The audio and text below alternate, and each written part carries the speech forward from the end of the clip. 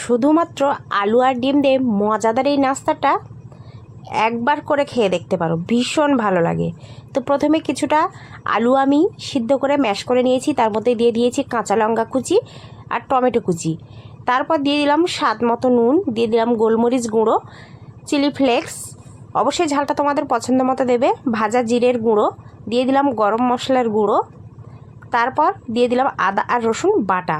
তারপর এটাকে ভালো করে মেখে নিয়ে আবারও দিয়ে দিলাম দুটো সিদ্ধ করে রাখা ডিম গ্রেট করে। তারপর সেটাকেও মেখে নিয়েছি 2 চামচ কর্নফ্লাওয়ার দিয়ে। তারপর মেখে নিয়ে আবার দিয়ে দিলাম দুটো চিজ গ্রেট করে। চিজটা না দিলেও হবে, কোনো অসুবিধা নেই। তারপর এখানে হাফ কাপ ময়দাতে পানি দিয়ে একটু ঘন ব্যাটার করে রেখেছি। তারপর হাতের মধ্যে একটু তেল লাগিয়ে আগে থেকে মেখে রাখা আলুটা এইভাবে একটু স্টিকের মধ্যে দিয়ে রোল করে পাকিয়ে নিলাম। তো একে একে সমস্তটা আমি রোল করে পাকিয়ে নিয়েছি। তারপর ওই ময়দার মিশ্রণের মধ্যে ভালো করে একটু গায়ে লাগিয়ে নিয়ে তারপর ব্রেড ক্রাম্বসে কোট করে নিয়ে মিডিয়াম আঁচে তেল গরম করে নিলেই রেডি আমাদের একদম সিম্পল ঘরে থাকা উপকরণ দিয়ে সহজ স্ন্যাক্স রেসিপি।